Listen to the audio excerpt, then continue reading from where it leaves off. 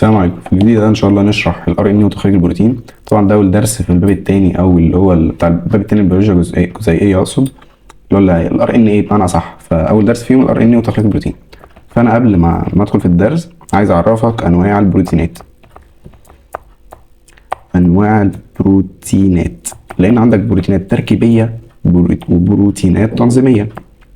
التركيبيه بتخش في تراكيب محدده في جسم الكائن الحي، اما التنظيميه بتنظم عمليات حيويه. ماشي، طب التركيبيه زي ايه؟ زي ما انت خدت قبل كده اللاكتين والميوسين. ايه هما اللاكتين والميوسين؟ اللي بيخشوا في تركيب العضلات او اعضاء الحركه في الكائن الحي، اللاكتين والميوسين. طيب عندك ايه تاني؟ عندك الكولاجين. الكولاجين ده لو ما تعرفش اللي هو بيخش في تركيب الاربطه، الانسجه الضامه زي الاربطه والاوتار. فالكولاجين بيخش في تركيب الانسجه الضامه زي ايه وايه؟ زي الاربطه والاوتار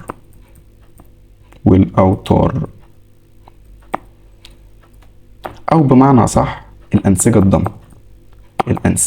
الضامه. طيب يبقى الكولاجين بتاع الانسجه الضامه زي الاربطه والاوتار. عندك ايه تاني؟ عندك الكيراتين او الكرياتين. ايه هو الكيراتين؟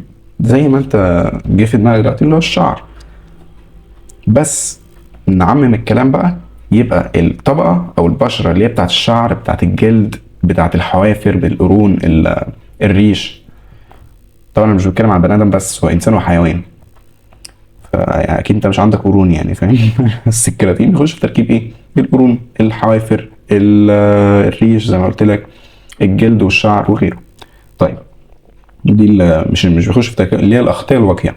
تمام ماشي، الاغطيه الواقيه من غير ما نكتبه يبقى الاغطيه الواقيه للجلد والشعر والحوافر والقرون والريش وغيره.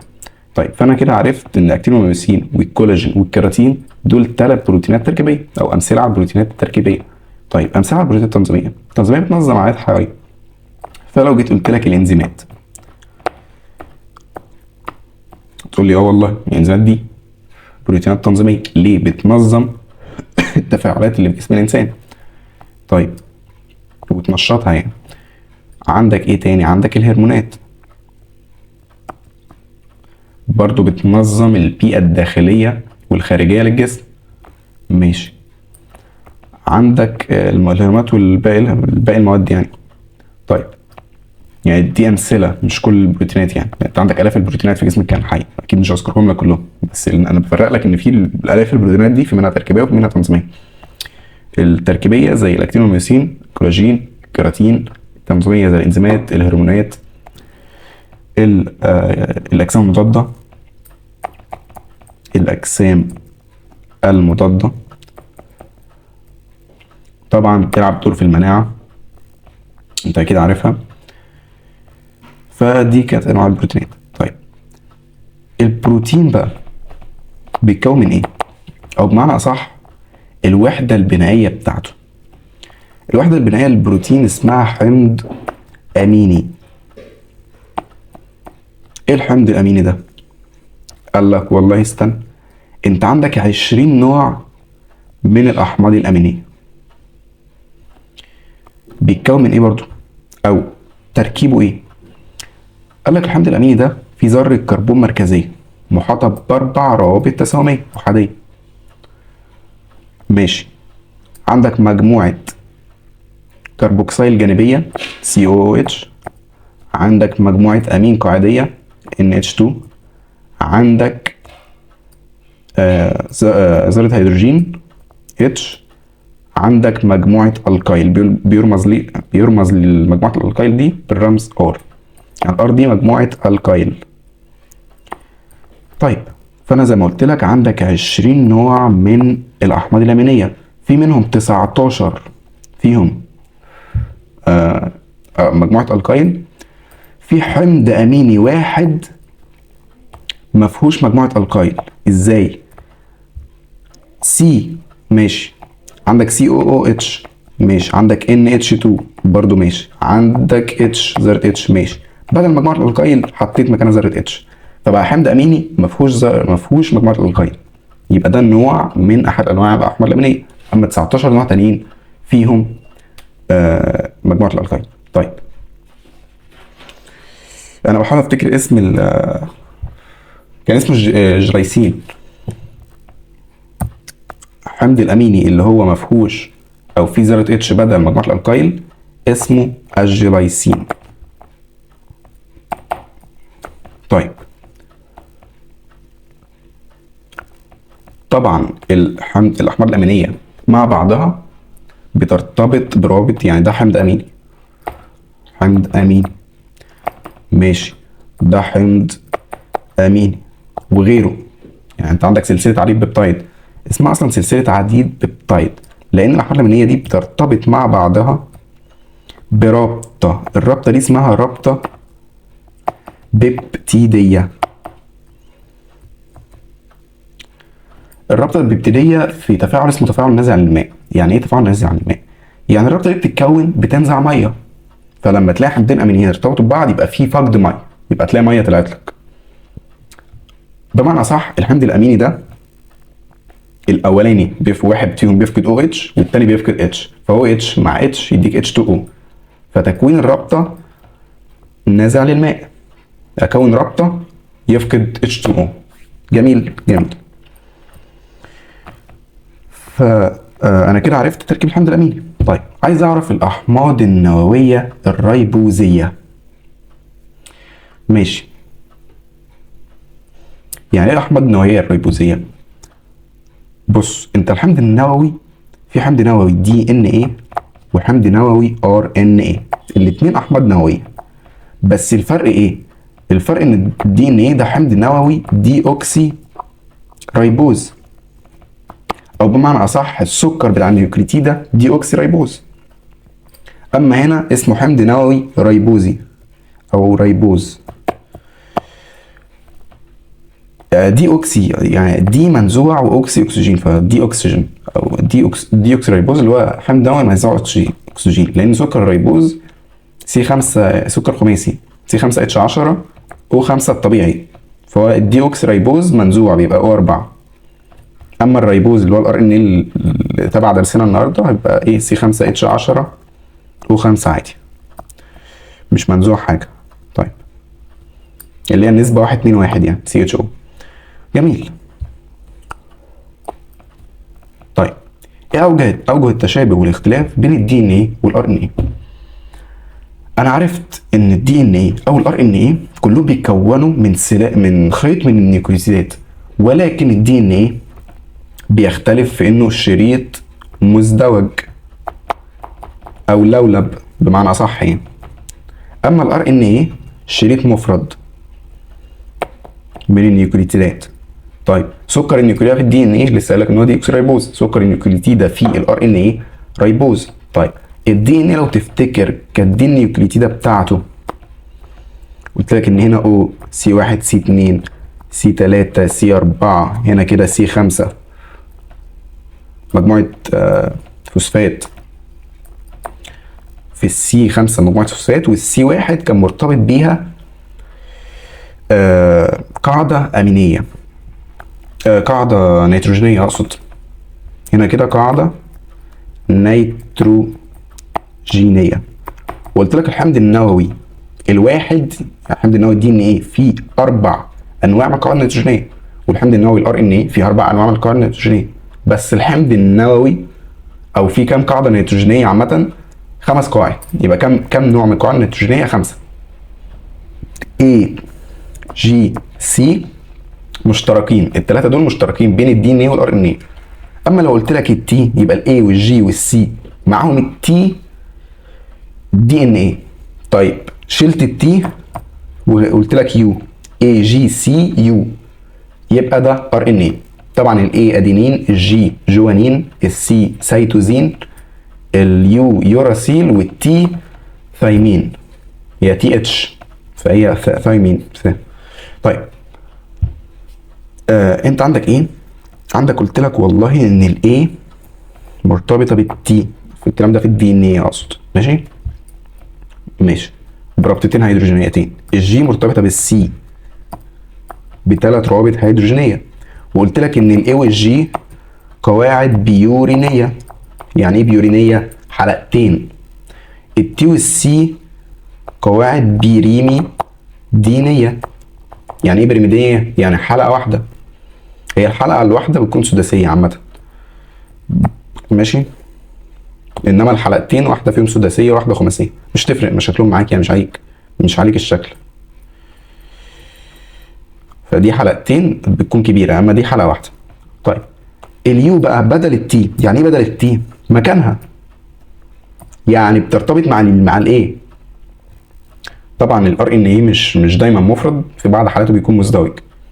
حتى لما اجي اشرح لك التي سمول ار ان اي هقول لك ان هو مزدوج في بعض المناطق بتاعته، تمام. طيب فاليو مكان التي، فبيرتبط بالاي برابطتين هيدروجينيتين. شكرا. بس ده طبعا ار ان اي وليس دي ان اي. ماشي. عايز اقول لك ايه، في تريكايه كده هتفهمك ليه اصلا تسمى شريط 3 شرطه و5 شرطه. يعني انا لو جبت القاعده النيوترونيه دي، النيوكليتيده دي اقصد، وعكستها، يعني بص تعالى نعمل كده،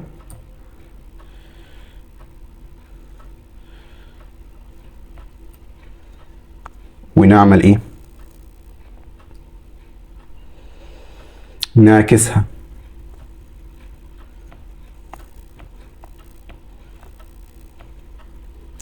كده انا عملت ايه؟ قلبتها. ما هو 3 شرطه و5 شرطه هما مقلوبين، بس القلبه كده. طيب انا عايز انسخها. ماشي. ايه الفرق؟ عشان اخلي القواعد النيتروجينيه قصاد بعضها فترتبط مع بعضها، فيبقى الفوسفات بره والسكر جوه، او القاعده النيتروجينيه جوه يعني، تمام. فدي قاعده نيتروجينيه، لو افترض ان دي ايه مثلا ودي، او خلينا في الجي عشان يبقى اعم واشمل، يعني دي جي ودي سي، يبقى دول 3 روابط هيدروجينيه. جميل. ايه الفرق؟ شايف ذره الكربون 3 دي؟ ماشي، هتلاقي في اخرها مرتبط او اتش هيدروكسيل حره. طيب لو دي اخر واحده يعني، ماشي، واول واحده يعني هما النيوكليتيدات مرتبطه ببعضهم. يعني لو في واحده تحتها،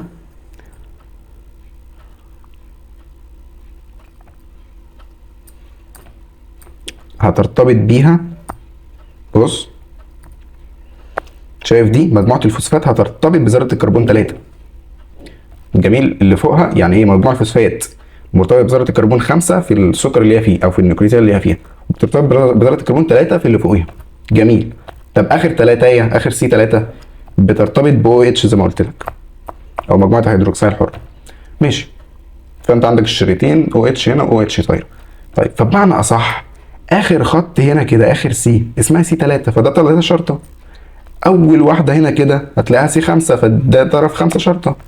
الثانيه معكوسه عشان يبقى، لان لو حطيت اتنين قصاد بعض فيبقى فوسفات هنا كده ما قصاد القاعده النيتروجينيه، لا انت عايز القاعده النيتروجينيه قصاد بعضها، فبالتالي انت بتلف النيوكليتيده دي، عشان كده الشريط الثاني مقلوب.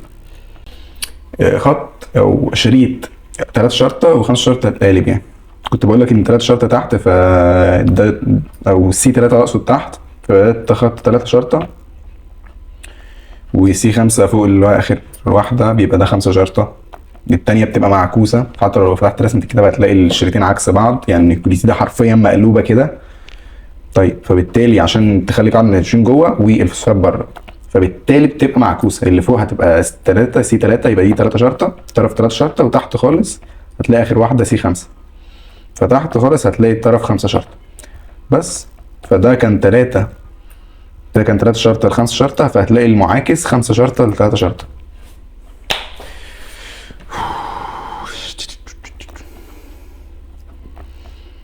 ماشي كده فرقنا بين احنا قلنا اوجه الشبه بالدي ان ايه والار ان ايه. طيب اوجه الاختلاف ايه؟ اول حاجه سكر الفوسفات، سكر النيوكليتيده دي ان ايه دوكسيريبوز، الار ان ايه ريبوز. عندك ايه تاني؟ عندك قاعده نيتروجينيه في البيورينيه في الدي ان ايه الاي والجي، والبيورينيه في الار ان ايه هتلاقي الاي او الايه بيختلف في قواعد البريميدينيه اهي، اعتقد كنت كاتبها هنا اهي.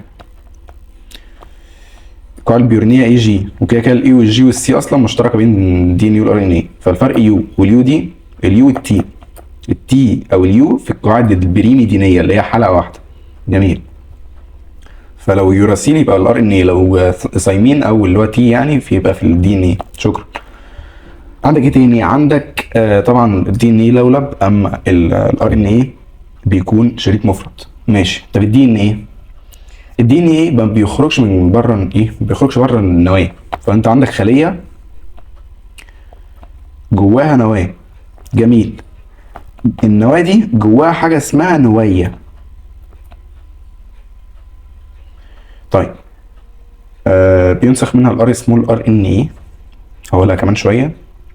او بيكون جواها، قصدي بيكون جواها الريبوسومات اقصد. بيكون جواها الريبوسومات، بعد كده تخرج في السيتوبلازم. طيب الدي ان ايه موجود في النواه ما بيخرجش، الار ان ايه بينسخ داخل النواه وبعدها يخرج للسيتوبلازم. ماشي. وخلي بالك لان انا قلت لك اصلا الار ان اي والبروتين بيتحللوا ويتم بينهم باستمرار، اما الدي ان اي ما بيتحللش وبرده ما بيخرجش بره النواه. اما الار ان اي بينسخ منه وبعد كده يخرج بره في السيتوبلازم عادي. طيب ماشي. وقلنا الريبوسومات يتم تكوينها داخل النويه. ماشي. عندك ايه تاني؟ عندك انواع الدي ان ايه. نوع واحد هو دي ان ايه شريط مزدوج. شكرا. الار ان ايه قال لك والله في 3 انواع، ذكرتهم لك باختصار كده في الدرس اللي فات. قلت لك الام سمول ار ان ايه او الار ان ايه الرسول، الار ان الرسول اللي هو اللي ده يعتبر من الاخر شفره بناء بروتين، بينسخ من شريط واحد للدي ان ايه ويعتبر شفره لبناء بروتين. طيب قلت لك النوع الثاني يبقى الاول نوع ام سمول ار ان ايه، ثاني نوع ار سمول ار ان ايه، ودي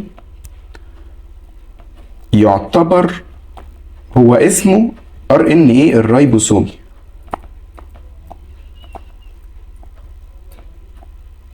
ماشي. هي ريبوسومات او عديات بناء البروتين يعني.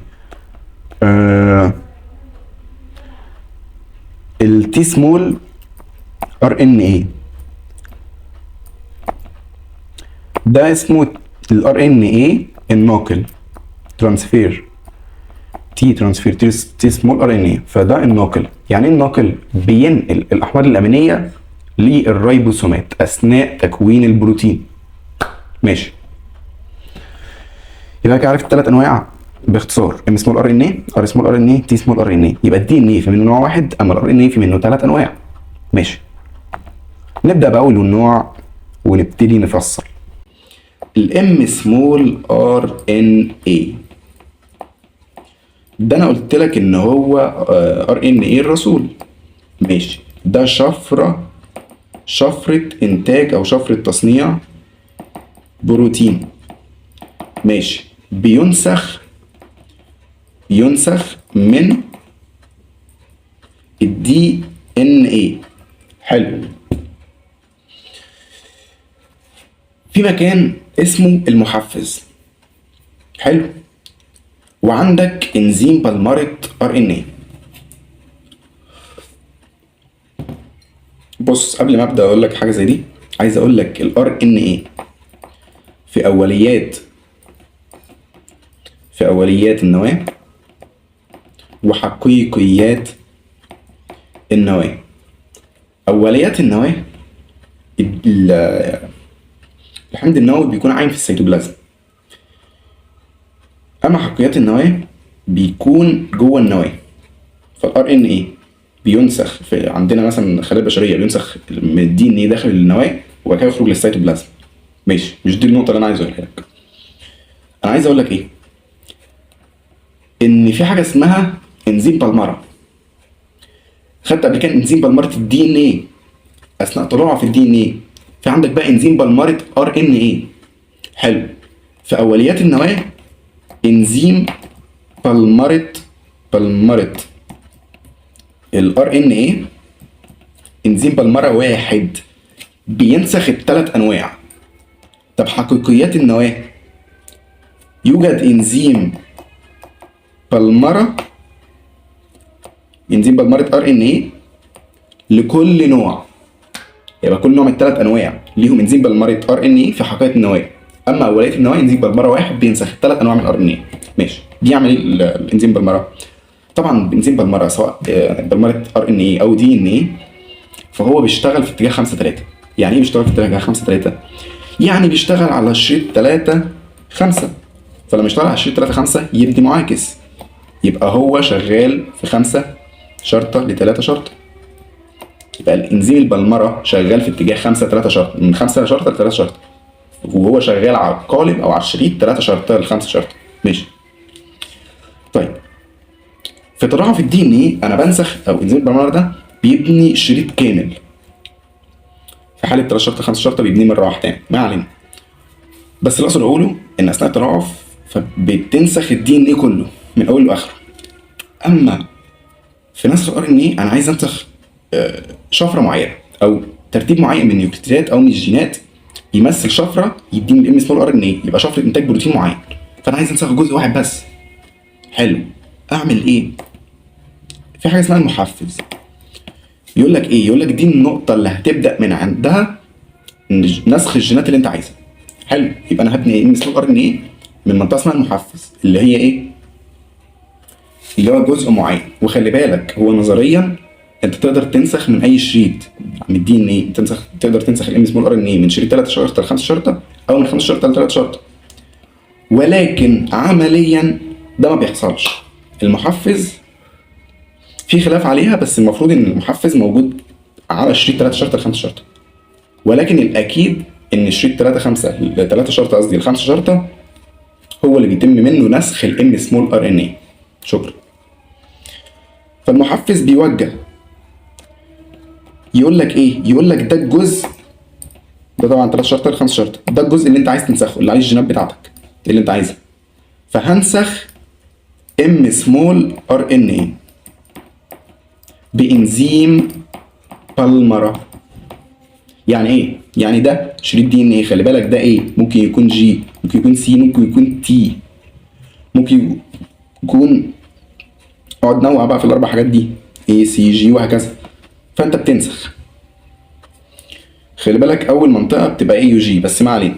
انا بديك فكره بس ان الاي مثلا بتحط عليها بتربط الشريط المقابل اللي هو الام سمول ار ان ايه، الاي بيبقى قصادها يو وليس تي. ماشي ماشي. طيب الجي سي عادي، السي جي، التي قصادها ايه، وهكذا. ماشي. فالشريط الام سمول ار ان ايه شبه شريط 5 3 في الدي ان ايه، ولكن مبدل التي باليو. جميل. فانا نسخت. ماشي. بقى معايا شريط من ام سمول ار ان ايه. جميل. تعمل به ايه؟ محتاج تعرف الاول الام سمول ار ان ايه ده بيتكون من ايه. قال لك والله استنى، ام سمول ار ان ايه في اوله حاجه اسمها موقع ارتباط بالريبوسوم. ده كده موقع ارتباط بالريبوسوم. هتفهم كمان شويه بالظبط موقع ارتباط بالريبوسوم. ماشي ماشي. من الاخر يبقى في 3 نيوكليوتيدات هنا او شفره. ماشي. شفره او كودون اسمه كودون البدء، اي يو جي. حلو. دي كده اسمها الاي يو جي، اسمها كودون بدء. موجود فين؟ على ام سمول ار ان ايه. ده موقع ارتباط اصلا بالريبوسوم بعدين. ماشي. طب هنا كده الجينات بقى اللي انت عايزها. طيب اخر حاجه، اخر الشريط بتلاقي عندك كودونات وقف. يعني البدء كودون واحد اللي هو الاي يو جي. هنا كده كودونات وقف. كام كودون؟ 3 بيبداوا باليو، كلهم بيبداوا باليو. يو اي جي، يو جي اي، يو اي اي. طيب دول 3 كودونات وقف، وخلي بالك انت لازم تحفظ ال4 كودونات دول. الاي يو جي كودون بدء، كودونات الوقف 3، يو اي جي، يو جي اي، يو اي اي. طيب بعد كده عندك حاجه اسمها ذيل عديد الادينين. ماشي. طبعا ذيل عديد الادين بيتكون من حوالي 200 ادينوزين، اسمهم ذيل عديد الادينين. طيب ايه وظيفته؟ بيمنع تحلل الام سمول ار ان اي ده. حلو. طبعا لان في انزيمات بتحلل، فعشان تحمي الشفره بتاعت انتاج البروتين. حلو. عايز تعرف ايه تاني؟ عايز اقول لك على حاجه. انا لسه قايل لك ان في اولات النواه الدي ان بيكون عايم في السيتوبلازم، اما في حقيقه النواه بيكون جوه نواه، جوه نواه. ماشي. لما انسخ شريط الام سمول ار ان اي وابتدي اترجمه في اوليات النواه، انت بتنسخ. هو كده كده احنا كلنا عايمين في السيتوبلازم اهو، انا في اوليات النواه. حلو. فاول ما انسخ ام سمول ار ان اي وانا بنسخ جزء، ماشي اتنسخ، هنسخ اللي بعده الجزء، يعني هكمل بقى الشريط. فاهم؟ بنسخ شريط الام سمول ار ان اي، نسخت جزء، بنسخ اللي بعده، وانا بنسخ اللي بعده بيكون اول جزء انا نسخته ده بيترجم. يبقى انا شغال نسخ وترجمه، نسخت جزء اوديه يترجم، وبنسخ الجزء الثاني اوديه يترجم، وهكذا. يبقى النسخ والترجمه في السيتوبلازم في نفس المكان. طيب في حقيقة النواه قال لك والله انا بنسخ نسخ الشريط كله جوه النواه، بعد كده ابتدي ترجمته في السيتوبلازم، وهنعرف ازاي كمان شويه. لاني في اوليات النواه زي ما قلت لك كلنا عايمين في السيتوبلازم، مفيش اصلا او ايه، كلنا عايمين في السيتوبلازم. فانت عندك بتنسخ ام سمول ار ان ايه وتترجمه في نفس اللحظه. ماشي. اما الار ان ايه او الام سمول ار ان ايه يعني بيتنسخ جوه النواه في حقيقه النواه، بعد كده الشريط كله يخلص يتم نسخه بالكامل، بعد كده ابتدي ترجمته بعد لما يخرج في السيتوبلازم. طيب عرفت الام سمول ار ان ايه. ماشي. عايز اعرف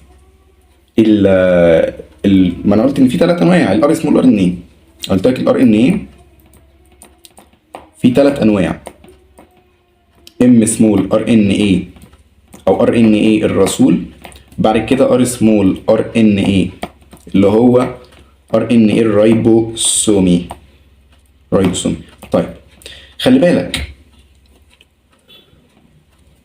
الريبوسومات بتتكون من ايه؟ اولا الريبوسومات بتتكون جوه النويه. طيب اللي هي منطقه داخل النواه يعني. ماشي. قال لك والله فيها 4 انواع من ار سمول ار ان ايه، 4 انواع مختلفه من ار سمول ار ان ايه، معاهم 70 نوع، 70 نوع من 70 نوع من الأحماض الأمينية.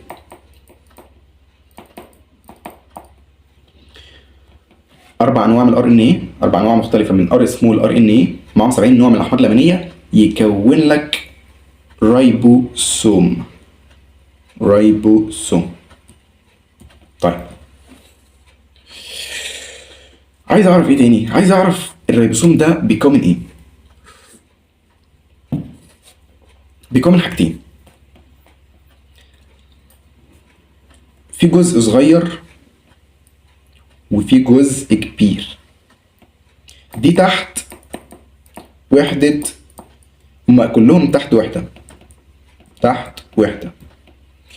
طيب دي اللي فوق كبيرة فهي تحت وحدة الريبوسوم الكبيرة، اللي تحت وحدة الريبوسوم الصغيرة. ماشي. يبقى ده الريبوسوم. خلي بالك انا عارف ان اللي انت كنت بتشوف الريبوسومات تقول لي هي منقطه، يعني تلاقي مثلا شبكه اندوبلازميه تلاقي الريبوسومات منقطه عليها كده. هي منقطه فعلا، بس انا كبرتها، قعدت اكبر اكبر اكبر لحد ما وصلت للشكل ده. ماشي، فده ريبوسوم. فبيكون من ايه؟ من تحت وحده الريبوسوم الكبيره وتحت وحده الريبوسوم الصغيره. قال لك والله ماشي. تحت وحده الريبوسوم الصغيره بتتصل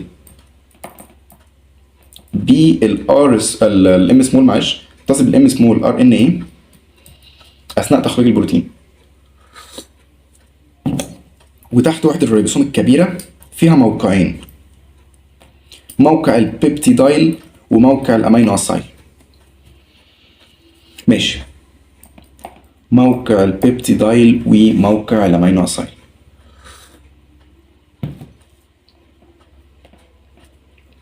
انا عايز اعرف ايه؟ عايز اقول لك ان انا معايا شريط من ام سمول ار ان اي. اوله ايه؟ اوله كودون بدء الاي يو جي. ارمي الاي يو جي. حلو، خلي بالك الاي يو جي ده بيقابله او ده جين بتاع او شفره الحمض الاميني الميثيونين. ميثيونين. ماشي.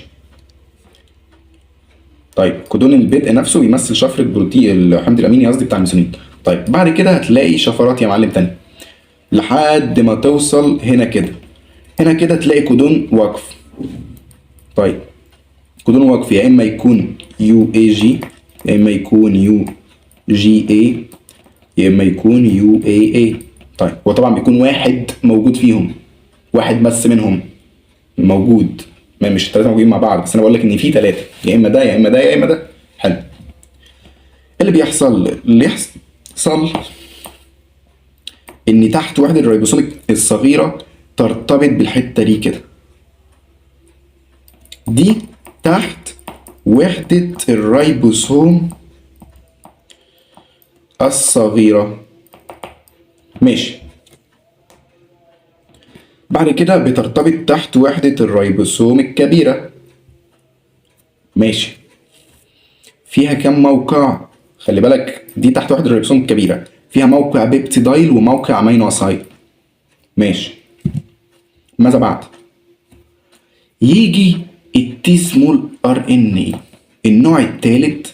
تعال نكتبه هنا كده. الار ان اي ثلاث انواع، يعني سمول ار ان اي وار سمول ار ان اي وتي سمول او ترانسفير تي سمول ار ان اي. ايه التي سمول ار ان اي ده؟ ده تي سمول ار ان اي اسمه ايه؟ الناقل. ما ترانسفير زي ما بقول لك، ار ان اي الناقل. طيب بينقل الاحماض الامينيه للريبوسومات اثناء تخليق البروتين. طيب دي ايه؟ صباع كفته؟ لا دي ريبوسوم. حلو، وهي بينقل الاحماض الامينيه للريبوسوم اثناء تكوين البروتين. طب انا بكون بروتين ومعايا ريبوسوم. ماشي، تعالى يا باشا بالحمض الاميني بتاعك. يبقى مين اللي جاي لك بالحمض الاميني؟ التي سمول ار ان اي. حلو. قبل ما ادخل في التي سمول ار ان اي ولا بينقل الحمض الاميني ازاي، عايز اقول لك حاجه. هو بيشيل الحمض الاميني ده فين؟ ماشي. شكل التي سمول ار ان اي عامل كده.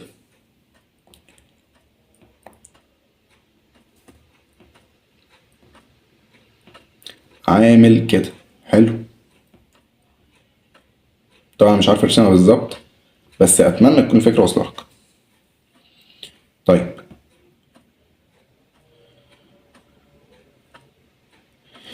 ماشي.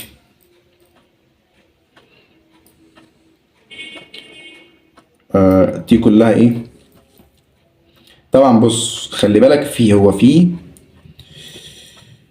انا مش رسام يعني، بس هو ده شكله ماشي. في لو خدت بالك هتلاقي بعض المناطق بتكون مزدوجة. فالار ان او التي سمول ار ان اي هتلاقيه مزدوج في بعض حالاته او بعض المناطق. يعني دي مثلا هتلاقي مناطق فيها ازدواج، طبعا مش فاكر كام رابطة بالظبط يعني، بس مش فارقة. طيب فالمناطق دي مناطق مزدوجة. ماشي. ما دول بعاد عن بعض ليه؟ دي مناطق مزدوجة برضه. ماشي. طيب، المهم في الحتة دي ان في عندك ده طرف 3 شرط، حلو، وده طرف 5 شرط. مش دول النهايتين بتوعه؟ اقول لك ده طرف 3 شرط وده 5 شرط. ماشي.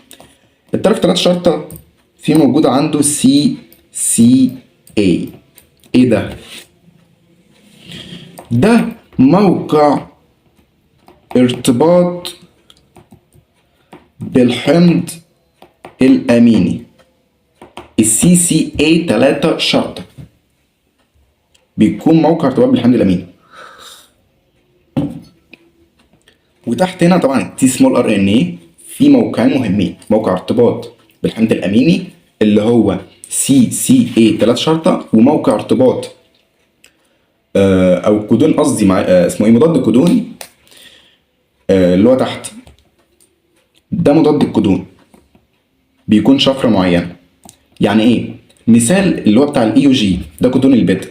ماشي. هتلاقي مضاد الكودون يو، ما هو ايه، الاي يو جي ده كودون بيتا. فهتلاقي عندك هنا يو، ده طبعا كله في بعضه ار ان اي. طيب انت عندك ده اي يو جي ده كودون بيتا، ده زي ما قلت لك قبل كده بيمثل شفره لبروتين اسمه الميثيونين. طيب، فهتلاقي مضاد الكودون المنطقه دي كده اسمها مضاد الكودون. دي خلي بالك منطقه على التي سمول ار ان اي. طيب الاي يو جي، الاي مع يو، اليو هتلاقي هنا كده ايه، جي هنا هتلاقي سي. طيب، فايه اللي بيحصل؟ ده تي سمول ار ان اي. ماشي. طرف 3 شرطه السي سي اي ده موقع ارتباط بالحمض الاميني. طيب ده مضاد الكودون اليو اي سي. ماشي. فهتلاقي هنا كده ساعات ممكن يكون فاضي، هو مش شرط يكون مرتبط بحمض اميني. طيب بس هو لما يروح للام سمول ار ان اي يركب في يعني مضاد الكودون يكون تحت الكودون نفسه، بيكون التي سمول ار ان اي شايل حمض اميني. في الحاله دي بيكون شايل حمض اميني هنا كده. ماشي. حمض اميني ميثيونين. طيب الشكل ده كده، بص خلينا ايه نرجع تاني. ده الام سمول ار ان اي اللي هو الجزء ده ام سمول ار ان اي. ماشي. عندك ايه؟ عندك الاي يو جي ده كودون بيد، عندك اليو اي جي او اليو جي اي او اليو اي اي دي كودونات وقف. جميل. عندك تحت وحده الريبوسوم الصغيره اللي التصقت بالايه، بالاي يو جي. طيب عندك اللي تحت وحده الريبوسوم الكبيره فيها موقعين، البيبتيدايل والامينو اسايل. ماشي. يجي ايه؟ يجي ده المعلم ده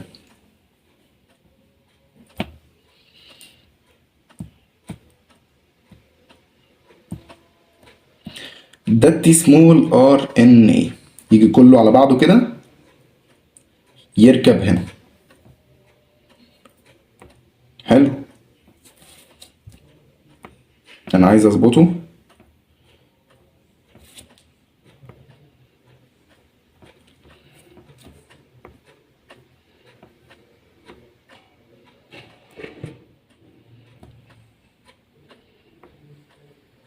بص هو عامل كده،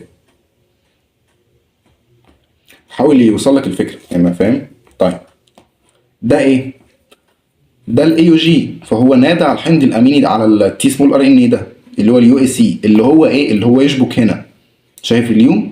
يعني التي سمول ار ان اي بي بيشبك مع الام، يعني بص تي سمول ار ان اي بيشبك مع الار سمول ار ان اي.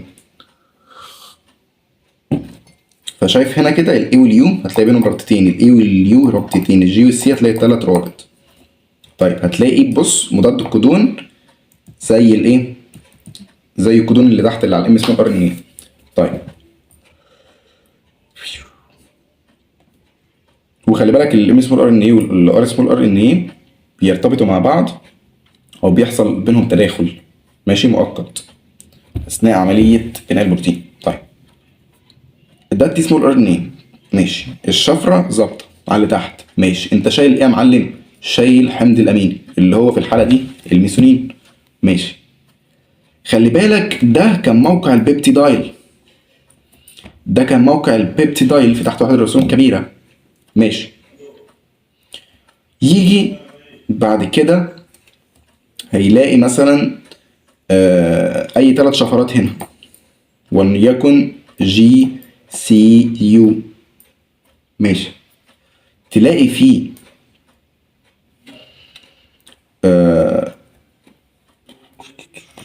انا مش هقدر ارسم التي سمول ار ان اي تاني، فهتلاقي تي سمول ار ان اي تاني جاي لك كده يعني، ماشي. ده كده ماشي، دي ان سي سي اي، لان ده ضرب 3 شرطه، وهتلاقيه شايل حمض اميني، ماشي. وهتلاقي مضاد الكودون هنا كده راكب على دي، يعني دي مثلا لو قلت ان دي جي سي يو يبقى ده سي جي اي. طيب مضاد الكودون، طيب بيعمل ايه؟ الحمض الاميني اللي على تحت وحده الريبوسوم هنا كده بيرتبط برابطه بيبتيديه مع الحمض الاميني الاول. وخلي بالك اول حمض اميني كان ميثيونين، هو دايما اول حمض اميني ميثيونين، بعد كده بيتقص في حاله ترجمه بعدين يعني. طيب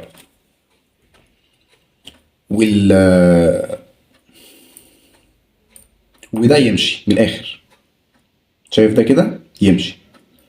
فانا سبت الجديد، سبت التي سمول ار ان اي الجديد شايل الحمض الاميني اللي عليه، وارتبط برابطه بيبتيديه مع الحمض السابق اللي هو الميثيونين، بقى شايل الاثنين، ماشي. ده خلي بالك موقع البيبتيدايل، التي سمول ار ان اي اللي جاله كان في موقع الامينو اسايد، جميل. بعد كده يبتدي تحت وحده الرسوم الكبيره والصغيره يتحركوا، فلما يتحركوا التي سمول ار ان اي الجديد اللي شايل حمضين امينيين كان عند موقع الامينو اسايد، يبقى لما يروح تحت وحده الرسوم الكبيره والصغيره يتحرك، تلاقي التي سمول ار ان اي بقى عند موقع البيبتيدايل. يعني بص، ده كان اي يو جي، ماشي. ده كان كودون، ادي كودون، الشفره بتبقى تلاتات، ها. طيب فتحت وحده الريبوسوم الكبيره اتحركت والصغيره اتحركت، يعني نفس الكلام يعني. طيب الكبيره هنا كده موقع بيبتيدايل، هنا كده موقع امينو اسايد، ماشي. فايه اللي حصل؟ تلاقي التي سمول ار ان اي اللي كان شايل الحمض الاميني هنا كده، حمض اميني ماسك في الميثيونين برابطه بيبتيديه، ماشي. بس اتحرك من عند موقع الامينو اسايد لموقع البيبتيدايل عشان الريبوسوم اتحرك، ماشي. ايه اللي يحصل بعد كده؟ اللي بعده يجي، تلاقي التي سمول ار ان اي اللي بعده يجي، طبعا جه على حسب الشفره، هو شايل حمض اميني يعني، فاهم قصدي؟ شايل حمض اميني، بس بيجي على حسب الشفره اللي هنا. يعني لو دي سي يو اي تلاقي الترانسفير ار ان اي اللي هو الار ان اي في اسمه الار ان اي اللي هو الار ان اي الناقل، تلاقي المضاد الكودون اللي تحت كان جي اي يو عشان يركب على الكودون ده، جميل جميل. بس هو جه الجديد جه في موقع الامينو اسايد، ماشي. فيقلب بعد ما الناقل جه، في اسمه الار ان اي الناقل جه، يحصل رابطه بابتدائيه. انت كان معاك حمضين امينيين، الاول الميثيونين والحمض الثاني، ماشي. الحمض الثالث اللي جاي تسمو ار ان اي الجديد شايله يرتبط برابطه بابتدائيه مع الحمض الاميني الثاني، حلو. فلما ارتبط بقى الجديد شايل الثلاثه والقديم يخلع، ماشي. ممكن يرتبط بعد كده بالحمض الاميني بتاعه تاني. طيب فبقى التيسمو ار ان اي الجديد في موقع الامينو اسايد وشايل الثلاثه، تحت وحده الريبوسوم الكبيره والصغيره تتحرك، ماشي. فيبقى تي سمول ار ان اي بقى موجود في موقع البكتيريا وشايل ثلاث احماض امينيه مرتبطه ببعض برابط بيبتيديه. ماشي. يفضل العمليه دي تتكرر لحد ما يوصل لكودون الوقف. يجي حاجه اسمها الاطلاق، او اللي هو كان اسمها ايه، مش فاكر الاسم بالظبط يعني، اللي هو بيوقف الايه، اللي هو خلاص وقف عمليه الترجمه. ماشي. وقف عمليه بناء قصدي البروتين. جميل. فبعد ما يوقف تلاقي عندك سلسله من البيبتايد، تبتدي تقص الميثيونين بعدين. ماشي. عشان الاي يو جي انت اصلا اول حمض اميني بيتكون هو الميثيونين. جميل. ماذا بعد؟ قال لك والله انت كده عملت تخليق بروتين، بقى معاك حمض اميني، بقى معاك سلسله قصدي عليه بيبتايد. ماشي. فانا كده خلصت ترجمه البروتين اللي معايا. ماشي. عايز اقول لك على بعض التريكات او بعض المعلومات. عندك التي سمول ار ان اي. طيب سبق قلت لك ان الام سمول ار ان اي بينسخ من على شريط 3 شرطة ل 5 شرطة من الدي ان اي، عشان انزيم بلمرة الار ان اي بيعمل في اتجاه 5 شرطة ل 3 شرطة. ماشي. التي سمول ار ان اي، بص، التي سمول ار ان اي بينسخ من الدي ان اي، من شريط الدي ان اي. حلو. من 7 بيكون موجود من 7 ل 8 جينات، فبينسخوا الايه، او ال 7 8 جينات دول يخصوا التي سمول ار ان اي. جميل. انا قلت لك ان الرايبوسوم التركيب الكيميائي هو 4 انواع من الار سمول ار ان اي، 4 انواع مختلفه من الار سمول ار ان اي، و 70 نوع من الاحماض الامينيه. 70 نوع من الاحماض الامينيه. ده تركيب كيميائي. طيب التركيب الوظيفي اللي هو تحت وحدة الريبوسوم، اللي هي تحت وحدة الريبوسوم الصغيرة وتحت وحدة الريبوسوم الكبيرة. وخلي بالك الصغيرة بترتبط بالام سمول ار ان ايه اثناء تخليل البروتين يعني، والكبيرة بتحتوي على موقعين بيبتيدايل وامينو اسايد. ماشي. تحت وحدة الريبوسوم الكبيرة بيحصل فيها عملية اسمها ايه؟ اسمها تفاعل نقل البيبتيدايل. يعني ايه تفاعل نقل البيبتيدايل؟ يعني تكوين الرابطة. يعني ايه تكوين الرابطة؟ التي سمول ار ان اي القديم والجديد جاي. الجديد جاي بالحمض الاميني بتاعه. ماشي. القديم كان موجود لما تحت وحدات الريبوسوم تتحركوا، بقى القديم موجود في موقع البيبتيدايل. الجديد اللي شايل حمض اميني اللي هو التي سمول ار ان اي اللي شايل حمض اميني جه في موقع الامينو اسايد. تفاعل نقل البيبتيدايل بانزيمات موجوده في تحت وحده الريبوسوم الكبيره. ايه اللي حصل؟ كونت رابطه بيبتيديه بين الحمض الاميني ده وده. حلو. الحمض الاميني اللي في موقع الامينو اسايد والحمض الاميني اللي في موقع البيبتيدايل. بعد ما كون الرابطه القديم يخلع وتحت وحده الريبوسوم تتحرك، فيبقى التي سمول ار ان اي اللي شايل الحمض الاميني الجديد بقى شايل الحمض بتاعه والاحماض الامينيه الثانيه، وكلهم مرتبطين بسلاسل عديد برابط بيبتيديه اسمها سلاسل عديد بيبتيد. ماشي. فده اسمه تفاعل نقل البيبتيدايل. طيب فلما تيجي في الاخر توقف او تقابل كودون الوقف، في حاجه اسمها بروتين أو كان اسمه ايه؟ عامل الاطلاق. عامل الاطلاق. ايه هو عامل الاطلاق؟ بروتين بيرتبط بكودون الوقف عشان يخلي تحت وحدات الريبوسوم تنفصلوا، فمفيش حاجه تاني تتبني. يبقى انا كده هو اسمه كودون وقف، فانا عايز اوقف خلاص الترجمه. فاهم قصدي؟ طيب عايز اقول لك ان في حاجه اسمها عديد الريبوسوم. يعني ايه عديد الريبوسوم؟ مش انا قلت لك ان ده شريط ام سمول ار ان ايه او ار ان ايه الرسول يكون اول حاجه اي يو جي، الاخير يو اي جي او UGA او UAA. طيب اللي عايز اقوله لك بقى يعني ايه عديد الريبوسوم. يعني لما تحت وحدة الريبوسوم تيجي هنا وهنا ويتحركوا، وليكن جم هنا، بتلاقي ايه؟ بتلاقي واحدة تانية مسكت فيها. ما انا عايز مثلا البروتين ده عايز ابني منه كتير، نفس البروتين عايز منه كتير، فايه اللي يحصل؟